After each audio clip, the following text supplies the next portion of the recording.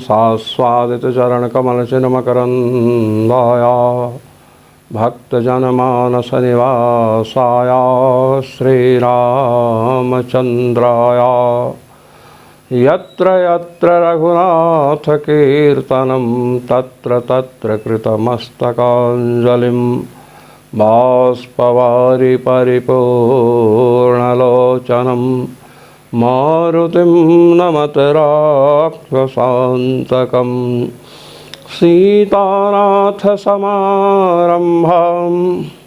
रामानन्दार्यमध्यमाम् अस्मदाचार्यपर्यन्तां वन्दे गुरुपरम्परां वन्दे गुरुपरम्परां सर्वेश्वरश्रीरघुनाथो विजयते तराम्। आज हम अविभागाधिकरण में प्रविष्ट हो रहे हैं। अविभागेन दृष्टत्वात् चतुर्थ अध्याय के चतुर्थ पाद का चौथा सूत्र है। इस सूत्र का अवतरण क्यों हुआ, इस पर भगवत पाद जगतगुरु श्री स्वामी रामानंदाचार्य जी महाराज अपने आनंद भाष्य को प्रस्तुत कर रहे हैं। किमयं परम ज्योतिरुपसंपद्य प्रक्षीणकर्मबन्धः प्रत्यगात्मा ब्रह्मविभागेन तिष्ठति आहोषिद अविभागेन इति संशये। कहते हैं, आपने पिछले अधिकरण में यह बतलाया कि परम ज्योति जो परमात्मा हैं उनको प्राप्त करके यह जीव अपने स्वरूप में अवस्थित होता है। अब यहाँ पर यह संदेह हो रहा है कि परमात्मा को जीव ने प्राप्त किया, जीव की कैसी स्थिति है? प्रक्षीण कर्मबंधः, उसके समस्त कर्म बंधन अत्यंत क्षीण हो गए, कर्म की आत्यंतिक निवृत्ति हो चुकी है। अब कर्म का लेस भी नहीं है उसमें, क्योंकि सूक्ष्म और कारण शरीर विरजा नदी में छूट गया। शुद्ध विशुद्ध होकर के जीवात्मा भगवान के समीप पहुंचा और इसके जो सहज गुण हैं, अपहत पापमत्व, विजरत्व, विमृत्युत्व, विशोकत्व, विजिघत्सत्व, अपिपासत्व, सत्यकामत्व, सत्य संकल्पत्व, ये 8 गुण जो इसके हैं वे स्वयं आविर्भूत हो गए, विराजमान हो गया। अब यहाँ पर संदेह हो रहा है इस अविभागाधिकरण में कि जो प्रत्यगात्मा जीव है ये अपने स्वरूप में स्थित रहता है, ठीक है, किंतु ब्रह्म से, परमात्मा से विभक्त होकर के विराजमान होता है कि ब्रह्म से अभिन्न होकर के विराजमान होता है। अविभागेन इति संशय, ये संशय है। कहते संशय आपको क्यों हुआ? कहते सुनो। पृथगात्मानं प्रेरितारं च मत्वा जोष्टस्ततस्तेनामृतत्वमेति। श्वेता शतरोपनिषद का प्रथम अध्याय का 6ठा वचन है। आत्मानं पृथक, पृथक आत्मानं प्रेरितारम, जो प्रेरक परमात्मा है उनको पृथक समझ करके उनका मनन किया। जुष्टस्ततः, और परमात्मा जब प्रसन्न हुए, जुष्टा माने जुषी प्रीति सेवनयोः, जुष्टः परमात्मा, परमात्मा प्रसन्न हुए, ततः उसके बाद तेन अमृतत्वम एच, उन परमात्मा के द्वारा यह मोक्ष प्राप्त करता है। तो इस वचन में यह बतलाया गया, पृथक आत्मानं प्रेरितारं च मत्वा, प्रेरक जो आत्मा है परमात्मा उसे पृथक समझा, तो वहाँ विराजमान होगा तो पृथक ही परमात्मा से विराजमान होगा, अलग परमात्मा है और जीव अलग है। ये बात सिद्ध होती है। इति स्वस्मात् प्रसंगमत्व सेवितात् परमात्मनः पृथक्त्वेन जीवस्थितेः सत्त्वात् ब्रह्म विभागेन अवतिष्ठते इति प्राप्ते विधीयते अविभागेन दृष्टत्वात्। कहते हैं इस प्रकार अपने से पृथक मान करके परमात्मा की उपासना किया है तो सेव्य जो परमात्मा है उनसे पृथक ही जीव जो सेवक है वह स्थित रहेगा, ब्रह्म से पृथक स्थित रहेगा। अब इस ऐसी स्थिति जब आई, ऐसा जब पूर्व पक्ष प्रस्तुत हुआ, तब भगवान कृष्णद्वैपायन सूत्र प्रस्तुत करते हैं अविभागेन दृष्टत्वात्। कहते हैं अजो हेको जुष्माणोऽनुसेते इति जीवस्य अजत्वेन नित्यत्वात् आकाशवत् सर्वगतश्च नित्यः अन्तः प्रविष्टः शास्ता जनानां सर्वात्मा अयमात्मा ब्रह्म या आत्मनि तिष्ठन्नात्मनो अन्तरः। बृहदारण्यकोपनिषद तृतीय अध्याय के 7वें ब्राह्मण का 22वां वाक्य है। इत्याद्यासु श्रुतिषु आत्म परमात्मनोर व्याप्य व्यापकत्व नियम्य नियंत्रित्व श्रवणाद् व्याप्य नियम्य स्वरूप स्थित प्रवृत्त्योस् तद्व्यापक नियंत्राधीनत्वोपपत्तेः। कहते सुनिए, जीव परमात्मा से अविभक्त होकर के स्थित रहता है। पहली बात तो हमें समझ लेनी चाहिए कि जीव को परमात्मा का शरीर बतलाया गया है। यस्यात्मा शरीरम या आत्मनि तिष्ठन्नात्मनो अंतरः। जीवात्मा जिसका शरीर है, जो जीवात्मा के अंदर निवास करता है और उसका नियमन करता है, उसको अपने शासन में रखता है, ऐसा परमात्मा है। अब जीव को जब परमात्मा का शरीर बतलाया गया तो जीव परमात्मा शरीरत्वेन ही वहाँ स्थित होगा। उसे यह बोध होगा कि मैं परमात्मा का शरीर हूँ और परमात्मा हमसे श्रेष्ठ हैं। अधिकम भेद निर्देशाद इत्यादि ब्रह्मसूत्र में ये सब चर्चाएं आ चुकी हैं। कहते हैं अजो हेको जुष्माणोनुसेते, श्वेता शतरोपनिषद के 4th अध्याय का 5वां वाक्य है। अजो हेको जुष्माणोनुसेते। अजो हे कहा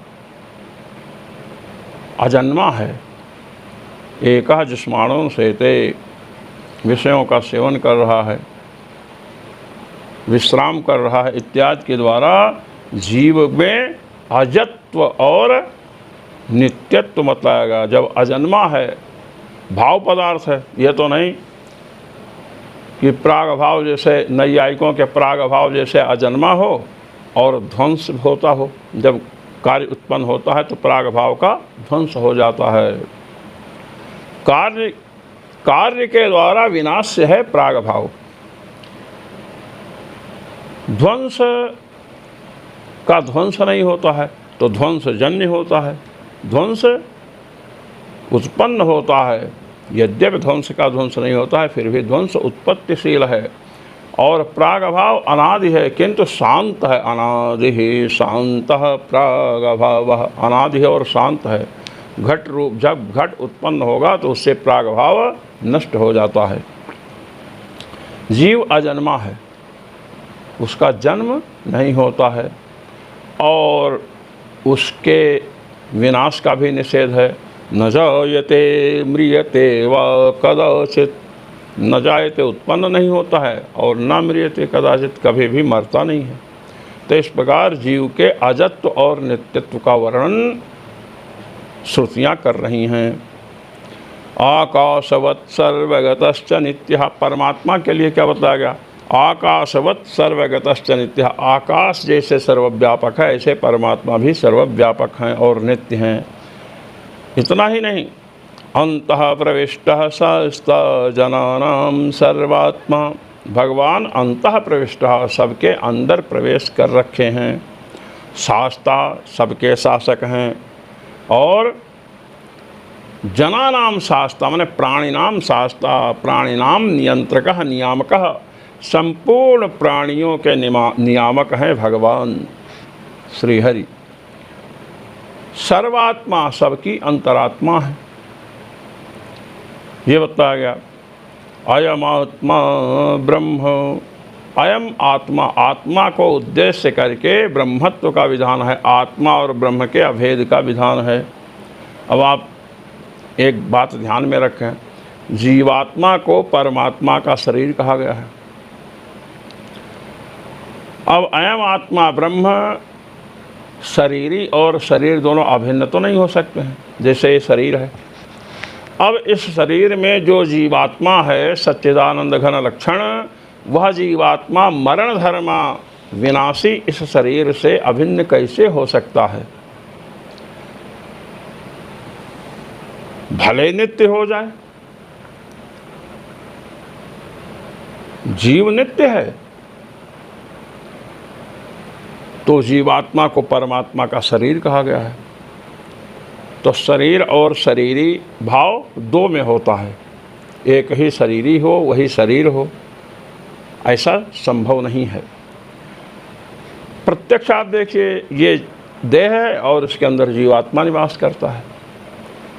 तो भगवान संपूर्ण प्राणियों की अंतरात्मा है। अब अयम आत्मा ब्रह्म का कथन हुआ, कहते अयम आत्मा ब्रह्म, या आत्मा ब्रह्म है तो जीव और ब्रह्म का अभेद बताया जा रहा है। कहते नहीं, कहते या आत्मनि तिष्ठन्नन्तरः, या आत्मनि तिष्ठन्नात्मनो अंतरः, जो आत्मा के अंदर निवास करता है, आत्मनो अंतरः, और आत्मा से भिन्न है। तो जीव से परमात्मा को भिन्न बतलाया गया, और अयम आत्मा ब्रह्म में परमात्मा से अभिन्न बतलाया जा रहा है। तो जब भेद सुस्पष्टतया बोधित हो रहा है भगवती उपनिषदों के द्वारा, तो अभेद परक जो श्रुतियाँ हैं उनको भेद परक श्रुतियों का सामंजस्य स्थापित करते हुए लगाना पड़ेगा। ये तो नहीं कह सकते हैं कि भेद परक श्रुतियाँ दुर्बल हैं, अभेद परक श्रुतियाँ प्रबल हैं, यह नहीं कह सकते हैं, क्योंकि श्रुतित्व धर्म दोनों में है। प्रमाणम परमम श्रुति ही, इसलिए उसको प्रबल दुर्बल नहीं कह सकते हैं। और दूसरी बात यह है कि यदि आप कहेंगे भेद परक श्रुतियाँ दुर्बल हैं, अभेद परक श्रुतियाँ प्रबल हैं, तो हम कहेंगे नहीं, अभेद परक श्रुतियाँ दुर्बल हैं, भेद परक श्रुतियाँ प्रबल हैं, तब आप क्या करोगे? यह द्वैती महानुभावों से प्रश्न है भगवान भाष्यकार का, कि यदि आप भेद परक श्रुतियों को दुर्बल मानेंगे और अभेद परक श्रुतियों को प्रबल मानेंगे, तो हम कह रहे हैं कि अभेद परक श्रुतियाँ ही दुर्बल हैं, भेद परक श्रुतियाँ प्रबल हैं। आपसे विपरीत हम कहेंगे दोनों श्रुतियाँ समबल हैं। तो जीवात्मा को परमात्मा का शरीर बतलाया गया।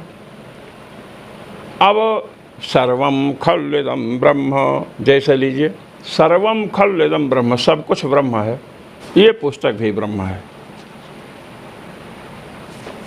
वैयाकरण भूषण सार है, ये पुस्तक भी ब्रह्म है। अब इस पुस्तक का और ब्रह्म का भेद यदि प्रतिपादित आप करेंगे तो पुस्तक तो विनाशी है, इसको फाड़ सकते हैं, नहीं फाड़ेंगे तो भी एक न एक दिन ये नष्ट हो जाएगी। तो क्या ब्रह्म भी नष्ट हो जाएगा? अभेद मानोगे तो ब्रह्म के समान इसमें नित्यत्व की आपत्ति आएगी, और यह विनाशी है तो ब्रह्म में विनाशित्व की आपत्ति आएगी। इसलिए स्वरूपतः अभेद आप नहीं कह सकते हैं। शरीर भाव को लेकर ही अभेद का उत्पादन किया जा सकता है। जैसे जीवात्मा का ये शरीर है, तो अहमर्थ जो जीवात्मा यद्यप शरीर से भिन्न है, किंतु अहम करने पर शरीर का भी बोध होता है। इसलिए अयम आत्मा ब्रह्म या आत्मनि तिष्ठन् आत्मनो अंतरः, ये जो बृहदारण्यक तृतीय अध्याय के 7वें ब्राह्मण का 22वां वाक्य है, इन श्रुतियों में जीवात्मा को परमात्मा का शरीर कहा गया है, संपूर्ण जगत को ब्रह्म से अभिन्न कहा गया। तो शरीरी भाव को लेकर ही तो अभेद कहोगे। संपूर्ण जगत, जगत सर्वम शरीरम ते स्थैर्यम ते वसुधा तलम। ब्रह्मा जी ने भगवान श्री राम से कहा कि जगत सर्वम शरीरम ते, ये संपूर्ण जगत आपका शरीर है। भगवान शरीर ही हैं, भगवान सबके शासक हैं, संपूर्ण जगत उनके अधीन है। इसलिए शरीर शरीरी भाव को, संपूर्ण जगत को भगवान का शरीर कहा गया और संपूर्ण जगत को भगवत रूप भी बताया गया। वासुदेवः सर्वम सर्वम खल्विदं ब्रह्म, सबको ब्रह्म कहा गया तो सब तो शरीर हैं, फिर भी सबको ब्रह्म कहा गया तो शरीर शरीर भाव को लेकर ही ना ब्रह्म कहा गया, ये सिद्ध हुआ। तो वही बता रहे हैं, इत्याद्यासु श्रुतिषु, इन सब श्रुतियों में आत्म परमात्मनोर व्याप्य व्यापकत्व नियम व्याप्य व्यापकत्व श्रवणात्, इस श्रुति के द्वारा व्याप्य और व्यापकत्व श्रूयमाण है। शरीर व्याप्य होता है, परमात्मा तो आकाशवत सर्वगतश्च नित्यः, आत्मा तो अणु है, भगवान का शरीर है अणोरणीयान, भगवान अणु से भी अणु है, महतो महीयान, महान से भी महान है। इसलिए शंका नहीं करनी चाहिए कि सर्वव्यापक परमात्मा है तो अणु जीवात्मा उसका शरीर कैसे बन सकता है। अणोरणीयान, परमात्मा अणु से अणु भी हैं, महान से महान भी हैं, इसलिए जीवात्मा परमात्मा का शरीर है, भगवान शरीरी हैं। तो जीव अणु परिमाण वाला है, परमात्मा सर्वव्यापक हैं, जितने जीव हैं सब परमात्मा के शरीर हैं, जितनी प्रकृति है वह सब प्रकृति परमात्मा का शरीर है। तो परमात्मा व्यापक हुए, जीव व्याप्य हुआ। तो ये बता रहे हैं व्याप्य और व्यापकत्व, व्याप्यत्व और व्यापकत्व का श्रवण हो रहा है।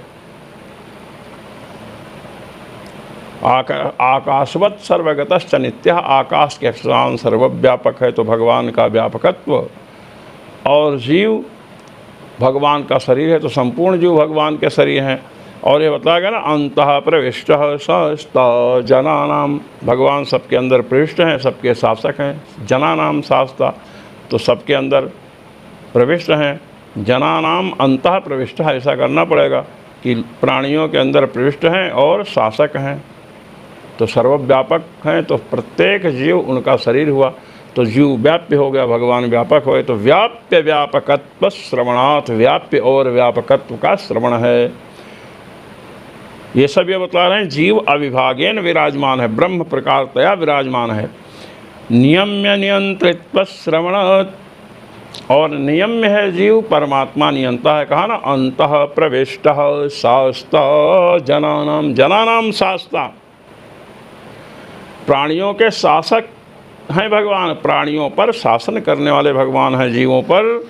तो कहते हैं इससे नियम में नियंत्रित्व, तो नियम में जीव हो गया, नियंता परमात्मा हो गए, तो नियम में नियंत्रित्व का भी श्रवण श्रुतियों के द्वारा होता है।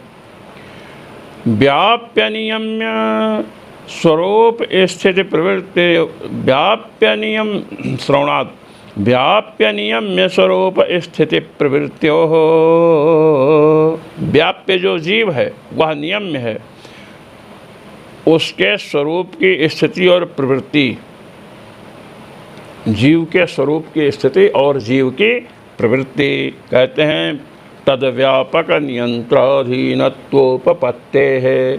जीव का व्यापक जो परमात्मा उसके अधीन उपपन्न हो गई। अगर परमात्मा व्यापक न हो तो जीव अयोध्या से वृंदावन गया, वृंदावन में भी भगवान शासन कर रहे, वहाँ पर भी भगवान है, और जो जीव अयोध्या में हैं उन पर भी भगवान शासन कर रहे हैं। तो जीव यहाँ से जाएगा वहाँ, तो परमात्मा सर्वव्यापक हैं, और व्यापक जो होता है उसके अधीन व्याप्य की प्रवृत्ति और स्वरूप स्थिति होती है। व्याप्यस्य व्यापका पृथक सिद्धेश्च, व्याप्य जो होता है व्यापक से अपृथक सिद्ध होता है, उससे पृथक सिद्ध नहीं हो सकता है। व्याप्य व्यापकयोः अविभागेन स्थित्युपपत्तेः, व्याप्य और व्यापक अविभक्त होकर के ही रहते हैं। जैसे रूप है, रूप का आश्रय क्या है? द्रव्य है। रूप रस गंध स्पर्श संख्या परिमाण पृथक्त्व आदि जो 24 गुण हैं, उन गुणों का आश्रय कोई न कोई द्रव्य ही होगा। तो बतला रहे हैं कि व्याप्य जो होता है व्यापक से पृथक सिद्ध नहीं रहता है। न्याय दर्शन में आयुत सिद्ध पदार्थों की चर्चा ही है। जहाँ समवाय को बतलाया गया, नित्य संबंध समवायः, वह समवाय क्या है? नित्य संबंध है। वहीं पर कहा गया आयुत सिद्ध वृत्ति ही, ये आयुत सिद्ध वृत्ति संबंध है। फिर आयुत सिद्ध का निरूपण किया गया, ययोर द्वयोर मध्ये एकमपराश्रितमेवावतिष्ठते तौ अयुत सिद्धौ यथा अवयवावयविनौ गुणगुणिनौ क्रिया क्रियावन्तौ जाति व्यक्ति विशेष नित्य द्रव्येशेति। जिन दो पदार्थों के मध्य में एक पदार्थ दूसरे के आश्रित होकर के ही विराजमान हो, विद्यमान हो, वे दोनों आयुत सिद्ध कहे जाते हैं। जैसे अवयव है, अवयवी है, अवयव घट हुआ, अवयवी कपाल हुआ, गुण गुणिनौ, गुण रूप हुआ, गुणी द्रव्य हुआ, क्रिया क्रियावंतो, गमन इत्यादि क्रियाएं और उनका आश्रय देवदत्त आदि द्रव्य, जाति व्यक्ति, जाति हुई घटत्व पटत्व मठत्व और उनका आश्रय व्यक्ति हुआ घट पट मठ। इनमें जाति व्यक्ति के आश्रित ही रहती है, अवयव घट कपाल के आश्रित ही रहता है, गुण रूप आदि गुण गुणी द्रव्य के आश्रित ही रहता है, उत्क्षेपण अपेक्षेपण आदि क्रियाएं क्रियावान जो द्रव्य है उसके आश्रित ही रहती हैं। इसलिए अवयव गुण क्रिया और जाति और विशेष जो है नित्य द्रव्यों के आश्रित रहता है, इसलिए इनका समवाय संबंध है। ये सब आयुत सिद्ध पदार्थ हैं। यहाँ पर अपृथक सिद्ध संबंध कहा गया। जीव परमात्मा से पृथक होकर के नहीं रह सकता है। जहाँ भी जीव रहेगा परमात्मा का शरीर ही रहेगा। सहज सच्चिदानंद घन जीव है, किंतु वह क्या है? परमात्मा का शरीर है, परमात्मा का व्याप्य है, परमात्मा व्यापक हैं। तो इसलिए व्याप्य और व्यापक विभक्त होकर के नहीं रहते हैं। तस्माद् अहम ब्रह्मास्मि इति व्यपदेशाद् अभिभागे नैव तिष्ठति। अहम ब्रह्मास्मि, तत्त्वमसि, अयमात्मा ब्रह्म, प्रज्ञानम ब्रह्म इत्यादि वाक्यों से ये 4 महावाक्य हैं। अद्वैती महानुभाव इन 4 महावाक्यों का मनन करते हैं। तो बता रहे अहम ब्रह्मास्मि इति व्यपदेशात्, ये व्यपदेश है, कथन है श्रुतियों का। मैं ब्रह्म हूँ। वस्तुतः ब्रह्म का शरीरत्व जीव को बतलाया गया, ब्रह्म का शरीर जीव है। तो हम ब्रह्मास्मि सर्वम खल्विदम ब्रह्म बताया गया, संपूर्ण वस्तुएं ब्रह्म हैं। तो ब्रह्म से अभिन्न है, तो ब्रह्म में नित्यत्व है, तो अन्य वस्तुओं में घटपट आदि में नित्यत्व मानना पड़ेगा। और घटपट आदि अनित्य हैं, तो घटपट आदि में जो अनित्यत्व है, यदि ब्रह्म अभिन्न है घटपट आदि से, तो घटपट आदि में अनित्यत्व, तो ब्रह्म में अनित्यत्व की स्वीकृति, अनित्यत्व अंगीकार करना पड़ेगा। इसलिए स्वरूपतः अभेद आप नहीं बतला सकते हैं। शरीर शरीरी भाव को लेकर ही अभेद का प्रतिपादन हो सकता है। इसलिए अहम ब्रह्मास्मि तत्त्वमसि अयम आत्मा ब्रह्म इत्यादि जो भी वाक्य हैं, इनके द्वारा यही बतलाया जा रहा है कि जीव परमात्मा से अपृथक है। जीव परमात्मा का शरीर है। शरीर शरीरी भाव को लेकर के ही अहम ब्रह्मास्मि तत्त्वमसि आदि वाक्यों का प्रयोग हुआ है। अब परम धाम, साकेत धाम, गोलोक धाम, दिव्य कैलाश धाम इत्यादि जो भी धाम हैं, वहाँ पर परमात्मा विविध रूपों में विराजमान हैं। तो वहाँ जीव रहेगा तो उनसे अविभक्त रहेगा। विभक्त माने उनका प्रकार बन करके रहेगा। उन जीवों को ये अनुभव होगा कि मैं भगवान का शरीर हूँ। इस प्रकार अविभागे नैव तिष्ठति इति अविभागेन दृष्टत्वाधिकरणम। इस प्रकार अविभागेन दृष्टत्वाधिकरण आज पूर्ण हुआ। इसी को अविभागाधिकरण भी श्रीकंठाचार्य जी जैसे महानुभावों ने कहा है। अब हम ब्राह्माधिकरण में चल रहे हैं। ब्राह्मेण जैमिनिरुपन्यास दिव्य, चतुर्थ अध्याय के चतुर्थ पाद का 5वां सूत्र है।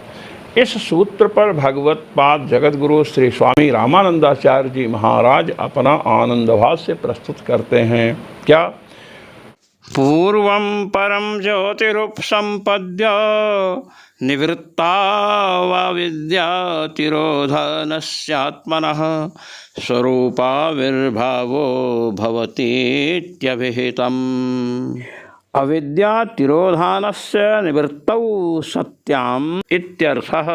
कहते देखिए, पूर्व अधिकरणों में जो भी अधिकरण आए हैं उनमें परम ज्योति रूप संपद्य स्वेन रूपेणाभिनिष्पद्यते, इस औपनिषद वचन से यह बतलाया गया कि जीव अर्चिरादि मार्गों से जाता है, विरजा नदी में स्नान करता है, वहाँ सूक्ष्म और कारण इन दोनों शरीरों को छोड़ देता है और आगे बढ़ता है, परमात्मा को प्राप्त करता है और अपने सहज स्वरूप से विराजमान हो जाता है भगवत धाम में। सहज स्वरूप अर्थात उसका जो अपहत पापमत्व, विजरत्व, अपहत पापमत्व में पुण्य और पाप से असंस्पृष्ट रहना, विजरत्व ने वृद्धावस्था से असंस्पृष्ट रहना, मृत्युत्व माने मृत्यु से रहित होना, विशोकत्व माने शोकग्रस्त ना रहना, विजिघत्सत्व माने भूख से रहित होना, अपिपासत्व पिपासा से रहित होना, सत्य कामत्व गुण है जीव का, सत्य काम जो उसका संकल्प है, सत्य काम माने जो उसके भोग हैं वो भी इच्छा मात्र से प्राप्त हो जाते हैं, और सत्य संकल्प है भगवत विरोधी संकल्प जीव कभी नहीं करता है। तो कहते हैं परम ज्योति उपसंपद्य, परम ज्योति जो परमात्मा है उनको प्राप्त करके निवृत्ता विद्या तिरोधान से निवृत्त हो गया है अविद्या के द्वारा किया जाने वाला तिरोधान माने आवरण। जो अविद्या जीव के स्वरूप को आवृत करती थी, कह रहे हैं कि निवृत्त हो गया है, अविद्याकृत तिरोधान अब निवृत्त हो चुका है और स्वरूप का आविर्भाव हुआ। भगवत धाम पहुँचता है तो जीव के स्वरूप का आविर्भाव होता है, ये बात बतलाई गई। तत्र येन स्वरूपेण आविर्भूय तिष्ठते तत्स्वरूपं मतभेदेन विचार्यते। उस भगवत धाम में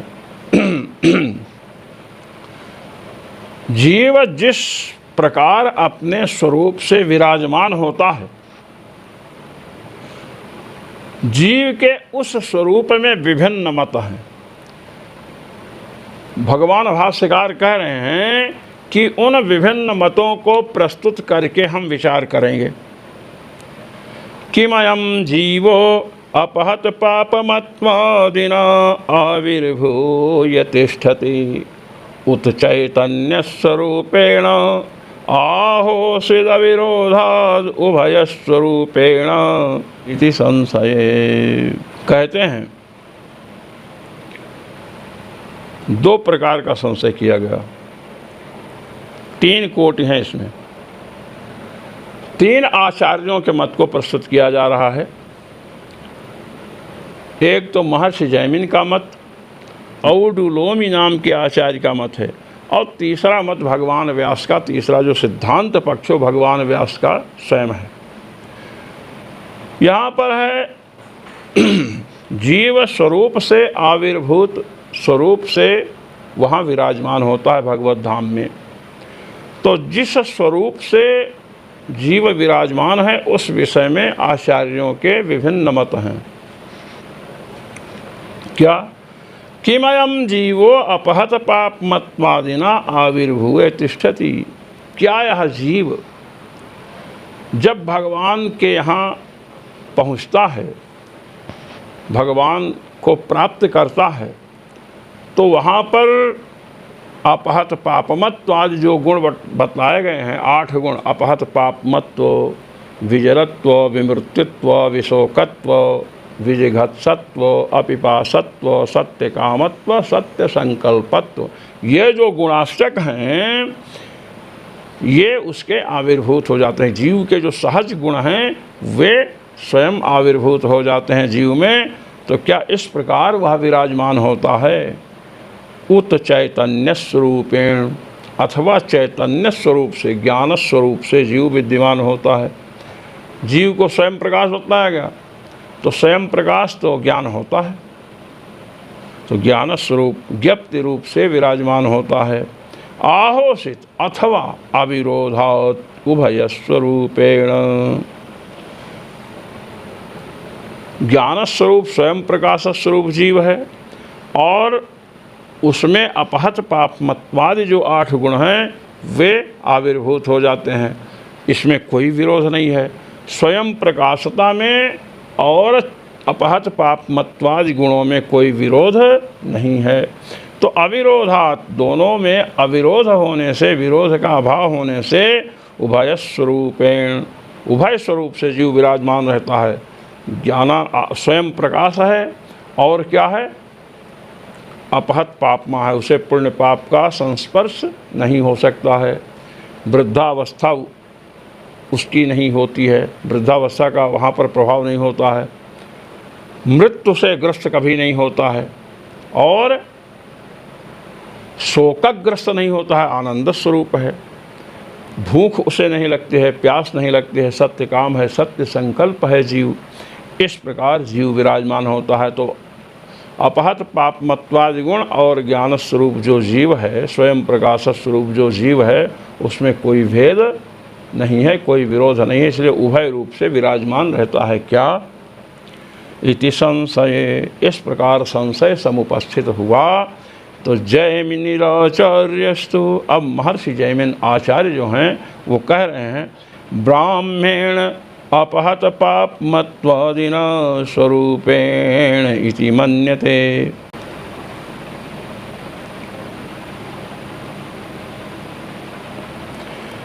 महर्षि जैमिन कहते हैं, ब्राह्मण जैमिनी उपन्यासादिभ्य, ब्राह्मण माने ब्रह्म के जो गुण बतलाए गए ना, एष आत्मा अपहत पापमा विजरो विमृत्युर्विशोको विजिघत्सो अपिपासः सत्यकामः सत्य संकल्पः, ये ब्रह्म के गुण बताए गए हैं। ये जो 8 गुण हैं, उन गुणों से युक्त हो करके इन 8 गुणों का प्रकाश वहाँ होता है। ये 8 गुण आविर्भूत हो जाते हैं और आनंद स्वरूप जीव वहाँ रहता है। जैमिनीराचार्यस्तु ब्राह्मेण अपहत पापमत्वादिना स्वरूपेण इति मन्यते। अपहत पापमत्वादि जो गुण सहज गुण हैं, उन गुणों से युक्त जीव रहता है। कुतः, कहे क्यों? कहते उपन्यासादिभ्यः, उपन्यास है, कथन है ऐसा। कहते कहाँ कथन है? कहते दहर वाक्यावगत अपहत पापमत्मादयो हि ब्राह्म गुणाः प्रजापति वाक्ये अपि आत्मनो गुणतया या आत्मा अपहत पापमा इत्यारभ्य सत्य संकल्पः इत्यन्तेन वाक्येन उपन्यस्यन्ते इति। कहते देखिए, दहर विद्या है, दहर विद्या में परमात्मा को 8 गुणों से युक्त बतलाया गया है।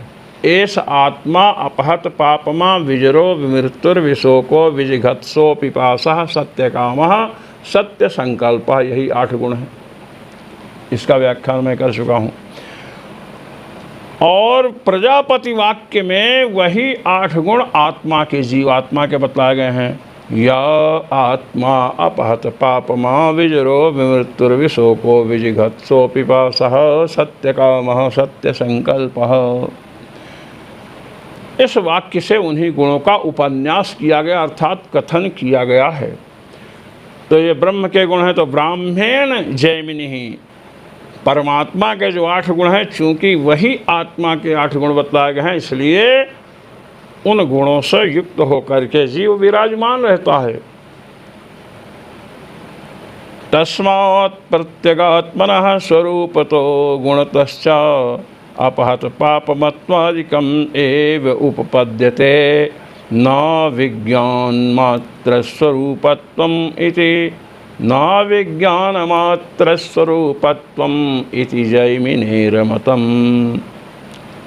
भगवान भाष्यकार कहते हैं कि इसलिए प्रत्यगात्मा का स्वरूप, प्रत्यगात्मा स्वरूप और गुण से रहता है। प्रत्यगात्मा अपहत पापमत्वादि गुण से विशिष्ट होकर के वहाँ विराजमान है। विज्ञान मात्र उसका स्वरूप नहीं है कि 8 गुणों से रहित ज्ञान मात्र होकर के विराजमान हो। ये महर्षि जैमिनि का मत है। अब इस मत का खंडन औडुलोमी आचार्य के द्वारा करवा रहे हैं। प्रधान मल्ल निबर्हण न्याय है। अनेक मल्ल योद्धा कुश्ती लड़ने वाले समुपस्थित हों अखाड़े में, तो महाराज एक दूसरे से युद्ध कराते जाओ, एक दूसरे से युद्ध। इससे बड़ा पहलवान ये इस पहलवान को इससे मरवा दिया, इससे बड़ा पहलवान ये इस पहलवान को मरवा दिया, इससे बड़ा पहलवान ये इससे लड़ा दिए, इसको ये मार दिया, और इससे बड़ा पहलवान ये इसका और इसका जब युद्ध हुआ, कुश्ती हुई, तो इसको इसने मार दिया। अब जो प्रधान बचा है उससे स्वयं भिड़ जाओ और उसको नष्ट कर दो। इसी को कहते प्रधान मल्ल निबर्हण न्याय। तो अब महर्षि जैमिनि के मत का खंडन किससे करवा रहे हैं भगवान बादरायण? औडुलोमी आचार्य के द्वारा। चितितन मात्रेण तदात्मकत्वादित्यौडुलोमी ही चतुर्थ अध्याय के चतुर्थ पाद का 6वां सूत्र है। कहते हैं औडुलोमी आचार्य का क्या सिद्धांत है? वो कहते हैं ज्ञान मात्र स्वरूप है जीव का। एवं वा अरे अयमात्मा अनंतरो अव्वाह्यः, एवं वा अरे अयमात्मानंतरो वाह्यः कृष्णः प्रज्ञान घन एव। बृहदारण्यक के चतुर्थ अध्याय के 5वें ब्राह्मण का 13वां वाक्य है। कहा गया अयम आत्मा अनंतरो अबाह्यः। ये जो आत्मा है ना, ये प्रज्ञान घन ज्ञान स्वरूप है। ज्ञान के बाहर, ज्ञान के भीतर कोई दूसरी वस्तु नहीं है। कृष्ण प्रज्ञान घन, संपूर्ण आत्मा प्रज्ञान घन है। जैसे नमक का एक टुकड़ा इतना बड़ा लीजिए, जिसको कहीं कहीं डुर्रा कहते हैं, नमक का इतना बड़ा, जैसे ढेला मिट्टी का लेते हैं ना, वैसे ही नमक का इतना बड़ा ढेला लीजिए। अब नमक को ऊपर से आस्वाद लीजिए तो नमकीन, थोड़ा अंश निकाल कर आस्वाद लीजिए तो नमकीन, बीज का बाहर भीतर सर्वत्र नमक क्या है? नमकीन लगता है। कहते हैं ऐसे ही आत्मा क्या है? प्रज्ञान घन है, ज्ञान ही ज्ञान है, बाहर भीतर सर्वत्र ज्ञान है। उसमें अपहत पापमत्वादि कहाँ से आ गया भाई? अपहत पापमत्व, विजिघत्सत्व आदि जो गुण आपने बताया, अपहत पापमत्व से लेकर सत्य संकल्पत्व पर्यंत जिन 8 गुणों का आपने निरूपण किया, कैसे आएगा? ये बता रहे हैं। प्रज्ञान घन एव, प्रज्ञान घन ही है। एवकार से अपहत पापमत्वादि गुणों का निषेध किया जा रहा है, व्यावृत्ति की जा रही है। इत्याद्यनेक श्रुतिभ्यः प्रत्यगात्मनस्तदात्मकत्वात् प्रज्ञान घनात्मकत्वात् च चैतन्य मात्र स्वरूपत्वात् इत्यादि अनेक ऐसी श्रुतियां हैं जिनके द्वारा प्रत्यगात्मा जीव को तदात्मकत्व, प्रज्ञान घनात्मकत्व कहा गया है। यही उसका स्वरूप बतलाया गया है, ज्ञान स्वरूप बतलाया गया, और प्रज्ञान घनात्मक है जीव।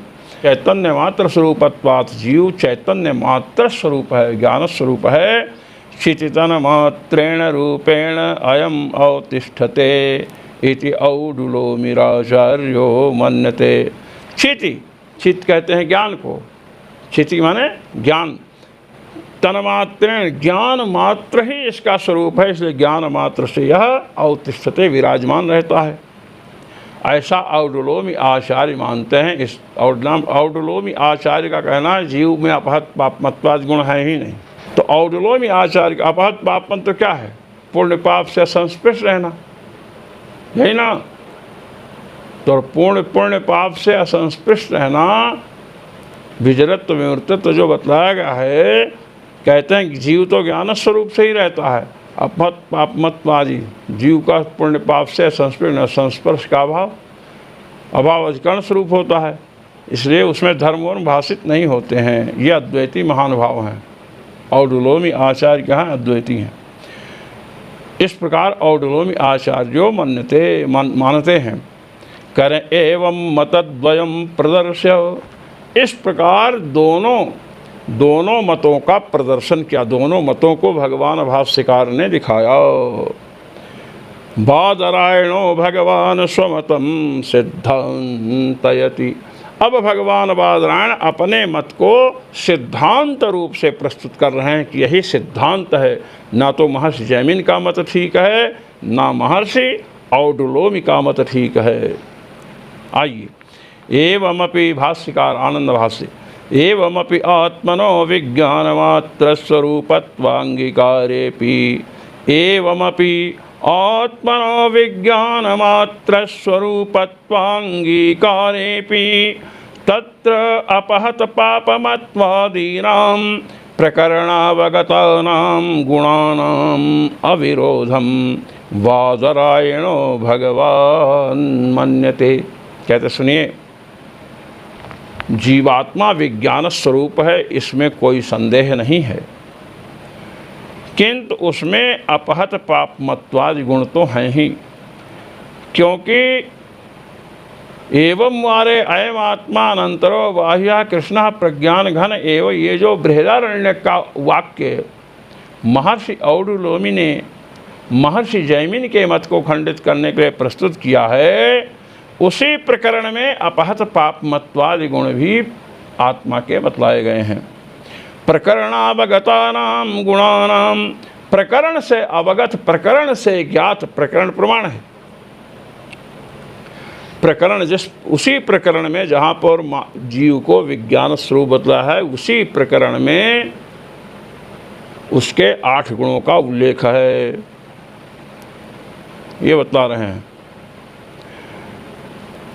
इसलिए गुणानाम अविरोधम बादरायणो भगवान मन्यते, इसलिए भगवान बादरायण कहते हैं कि भाई दोनों श्रुतियाँ प्रमाण हैं। जीव विज्ञान स्वरूप भी है और उसमें अपहत पापमत्व से लेकर सत्य संकल्पत्व पर्यंत 8 गुण निवास करते हैं, इनमें कोई विरोध नहीं है। स्वयं प्रकाश आनंद स्वरूप जो जीव है, उसमें पापमत्वादि यदि बताया जाता कि पाप है पुण्य है, ये सब बताया जाता तो विरोध होता, किंतु वह सब उसमें नहीं है, क्योंकि वह जीव भगवान को प्राप्त कर चुका है, उसके सहज स्वरूप का प्रकाश हो रहा है। कुतो विज्ञायते, कहते हैं ये कैसे पता चला कि प्रकरण से 8 गुण, प्रकरण प्रमाण से वहाँ 8 गुण बताए गए हैं उस प्रकरण में।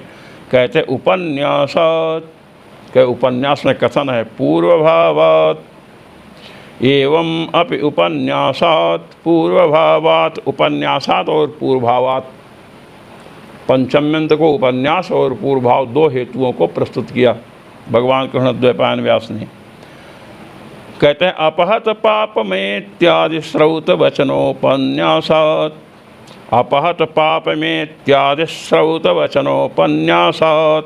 कहते देखिए, या आत्मा अपहत पापमा विजरो विमृत्युर्विशोको विजिघत्सो पिपासः सत्यकामः सत्य संकल्पः, इस प्रकार 8 गुणों का कथन है। उपन्यास माने कथन, पहली बात तो कथन रूपी प्रमाण है। और पूर्वभावात्, कहते पूर्वेशाम अपहत पापमत्वादि गुणानामपि भावाद् मन विद्यमानत्वात्। अपहत पापमत्वादि गुण जो बतलाए गए हैं वे उसमें विद्यमान हैं पहले से। उपन्यासात पूर्व, उपन्यास माने अपहत पाप एष आत्मा अपहत पापमा विजरो विमृत्युर्विशोको इत्यादि रूप से, इत्यादि श्रौत वचनों से, भगवती श्रुति के वचनों से कथन किया गया है। ये प्रमाण है कि जीवात्मा में 8 गुण हैं। पूर्वेशाम अपहत पापमत्वादि गुणानामपि भावाद् विद्यमानत्वात्। और ये गुण पूर्व से विद्यमान है। अपहत पापमत्वादि गुण क्या हैं? पूर्व से विद्यमान है। संसार दशा में अपहत पापमत्व, सत्य कामत्व, सत्य संकल्पत्व प्रभृति जो गुण हैं वे तिरोहित हो जाते हैं। किंतु भगवान जब अवतरित होते हैं तो कर्म बंधन से भगवान तो ग्रस्त होते नहीं हैं।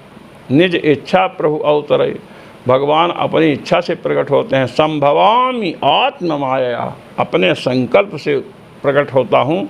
तो कर्म बंधन न होने से भगवान उस समय भी सत्य संकल्प रहते हैं, सर्वज्ञ रहते हैं। रामु सत्य संकल्प प्रभु सभा काल बसतोरी। विभीषण ने कहा रावण से, भगवान श्री राम सत्य संकल्प हैं और तुम्हारी सभा काल के अधीन है।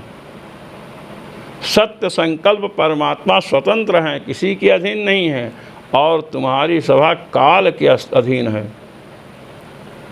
और काल भी अनादिर भगवान कालः, भगवान काल स्वरूप हैं, तो उन्हीं के अधीन तुम्हारी सभा है, नष्ट हो जाओगे। भगवान सत्य संकल्प होते हैं, किंतु जीव जो शरीर ग्रहण करता है कर्म के वश में होकर के ग्रहण करता है, इसलिए जीव की सत्य संकल्पता तिरोहित हो जाती है। जीव के जो सहज गुण हैं अपहत पापमत्वादि वे कर्म बंधन से तिरोहित हो जाते हैं, कर्म के कारण आवृत हो जाते हैं, ढक जाते हैं।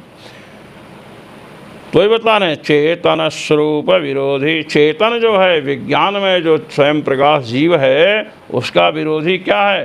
पापमत्वादि दुष्ट गुण निषेधेन।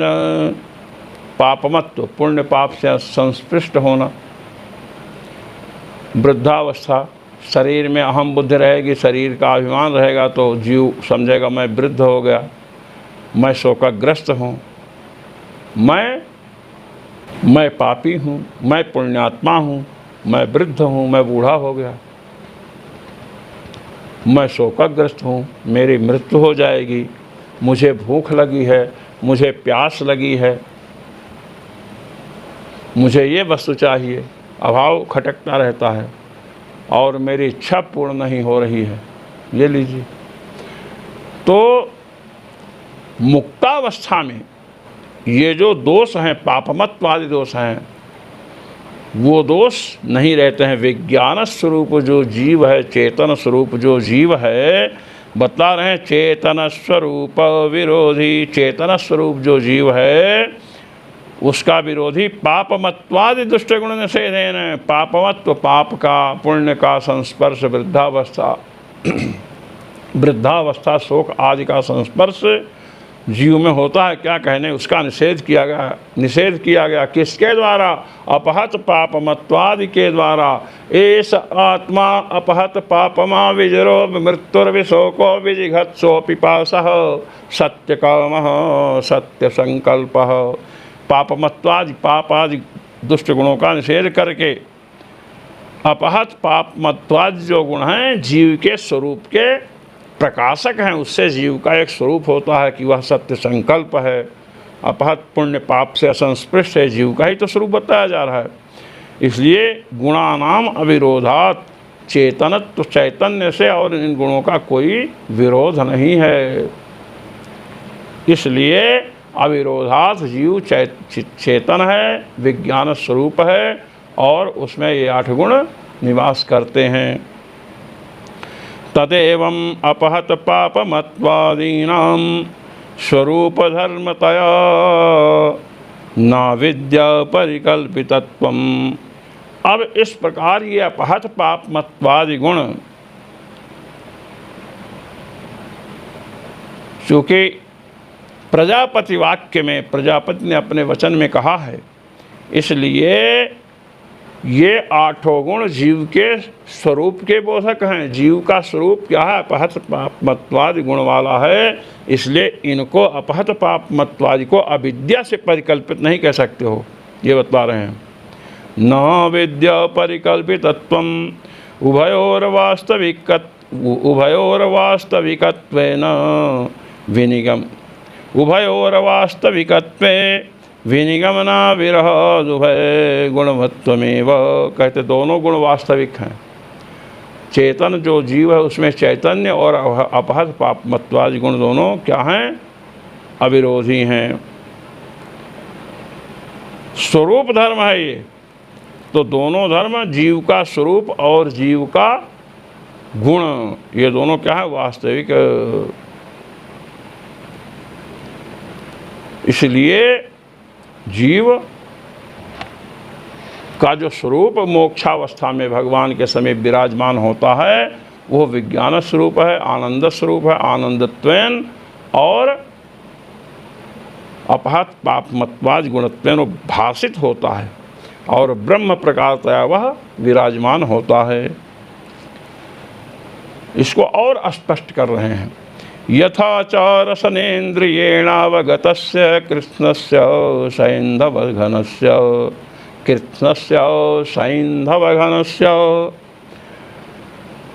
रसमयत्वेन चक्षुराद्यवगत तद्रूपकाठिन्यादिभिर्न विरोधः। कहते हैं जैसे रस का ग्रहण किससे होगा? रसना मात्र ग्राह्यो गुणो रसः। रसनेन्द्रिय मात्र से ग्राह्य जो गुण है वह रस है। कहते हैं चक्षुरादि, अब चक्षु से किसका ग्रहण होगा? चक्षुरादि इंद्रियों से, त्वग इंद्रिय से उसके काठिन्य का अनुभव होगा और रसनेन्द्रिय से उसके रस का अनुभव होगा कि लवण जो है रसमय है। रसनेन्द्रियेणावगतस्य कृष्णस्य सैन्धवघनस्य रसमयत्वेन। रसनेन्द्रिय से अवगत क्या है? रसनेन्द्रिय से क्या ज्ञात हो रहा है कि संपूर्ण जो सैंधव है, नमक है, बाहर भीतर सर्वत्र क्या है? रसमय है, नमकीन लगता है ना। चक्षुराद्यवगत तदरूप काठिन्यादि, चक्षुरादि इंद्रियों से, आज पश्य त्वग इंद्रिय लीजिए, त्वग इंद्रिय से अवगत उसका काठिन्य जब छुए तो बड़ा कठोर लग रहा है। तो आप ये बताइए कि कठोर स्पर्श उसका है और वह नमक का टुकड़ा यहाँ रख दिया गया। अब उसमें जो कठोरता भाषित हो रही है, क्या उसका और रसमयता, नमकीन जो लग रहा है, उसमें विरोध है क्या? कठोरता उसका स्वरूप है और रसमयता उसका गुण है, कोई विरोध नहीं। काठिन्यादि से ना विरोध नहीं है। तथैव कहे इसी प्रकार, कह रहे हैं इसी प्रकार, तथैव इसी प्रकार कृष्णः प्रज्ञान घन एव इति वाक्यावगतेन आत्मनो विज्ञान घन स्वरूपेण या आत्मा अपहत पाप्मा इत्यादि वाक्यावगत अपहत पापमत्वादि धर्माणाम अविरोधः। कहते सुनिए, जैसे रसनेन्द्रिय से नमक के, लवण के रसमयता का ग्रहण होता है, रस का ग्रहण होता है, और त्वगिंद्रिय से उसके काठिन्य का ग्रहण होता है कि नमक कठिन है, टुकड़ा रखा है तो कठिन लग रहा है, और जीभ से अगर स्पर्श करो, जीभ से रसनेन्द्रिय से लो तो उसका स्वाद भी पता चलेगा, नमकीन है। तो इन दोनों में कोई विरोध नहीं है।